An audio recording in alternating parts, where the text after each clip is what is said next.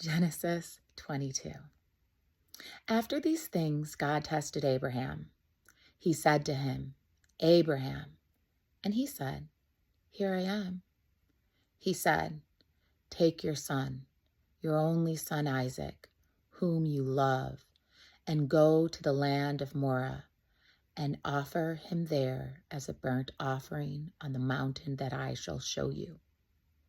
So Abraham rose early in the morning, saddled his donkey, and took 2 of his young men with him, and his son Isaac.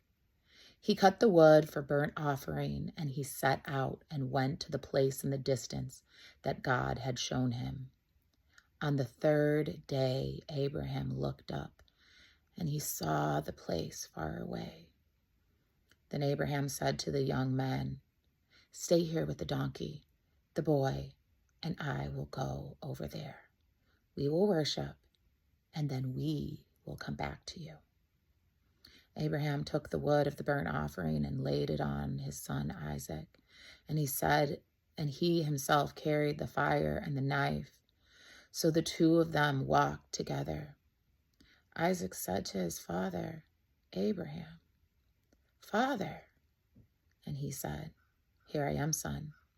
He said, The fire and the wood are here, but where is the lamb for the burnt offering? Abraham said, God himself will provide the lamb for the burnt offering, my son. So the 2 of them walked together. When they came to the place that God had shown him, Abraham built an altar there, and he laid the wood in order. He bound his son Isaac, and he laid him on the altar on top of the wood. Then Abraham reached out his hand, took the knife to kill his son. But an angel of the Lord called him from the heavens and said, Abraham, Abraham! And he said, Here I am. He said, Do not lay your hand on the boy or do anything else to him. For now I know that you fear God, since you have not withheld your son, your only son, from me.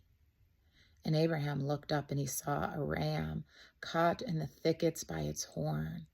Abraham went and took the ram and offered it up as a burnt offering instead of his son. So Abraham called the place, The Lord will provide. As it is said to this day, on the mount of the Lord it shall be provided. The angel of the Lord called to Abraham a second time from heaven and said, By myself I have sworn, says the Lord, because you have done this and have not withheld your son, your only son.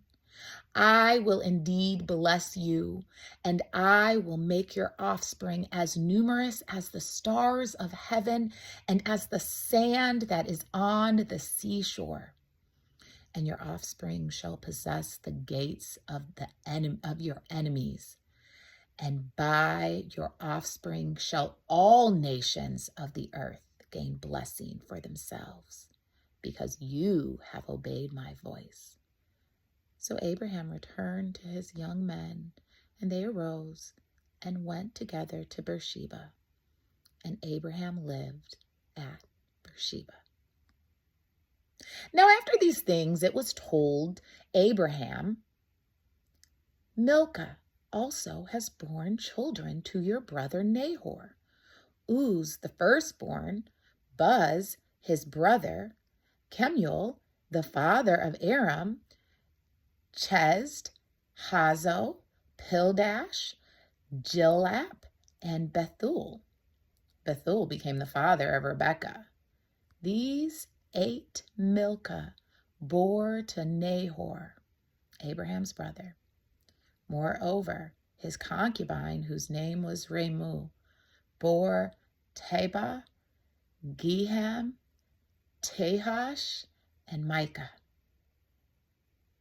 Genesis 23. Sarah lived 127 years. This was the length of Sarah's life. and Sarah died at Kiriath Arba, that is Hebron, in the land of Canaan.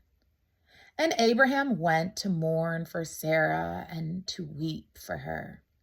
Abraham rose up from beside his dead and said to the Hittites, I am a stranger and an alien residing among you. Give me property among you for a burying place, so that I may bury my dead out of my sight. The Hittites answered Abraham, Hear us, my lord. You are a mighty prince among us. Bury your dead in the choicest of our burial places. None of us will withhold from you any burial ground for burying your dead. Abraham rose and bowed to the Hittites, the people of the land. He said to them, If you are willing that I should bury my dead out of my sight, hear me, and entreat for me Ephron, son of Zohar, so that he may give me the cave of Machpelah, which he owns. It is at the end of his field. For the full price, let him give to me in your presence as a possession for a burying place. Now Ephron was sitting among the Hittites, and Ephron, the Hittite, answered Abraham in hearing of the Hittites, of all who went in at the gate of the city. No, my lord, hear me. I give you the field, and I give you the cave that is in it. In the presence of my people, I give it to you. Bury your dead. Then Abraham bowed down before the people of the land. He said to Ephron in the hearing of the people of the land, If you listen to me, I will give you the price of the field. Accept it from me, so that I may bury my dead there. Ephron answered Abraham, My lord, listen to me. A piece of land is worth 400 shekels of silver. What is that between you and me? Go bury your dead. Abraham agreed with Ephron, and Abraham weighed out for Ephron the silver that he had named in hearing of the Hittites, 400 shekels of silver, according to the weight current among the merchants. So the field of Ephron at Machpelah, which was to the east of Mamre, the field with the cave that was in it, and all the trees that were in the field throughout its whole area, passed to Abraham as possession in the presence of the Hittites, in the presence of all who went in at the gate of his city. After this, Abraham buried Sarah, his wife, in the cave of the field at Machpelah, facing Mamre, that is Hebron, in the land of Canaan. The field and the cave that is in it passed from the Hittites into Abraham's possession as a burying place.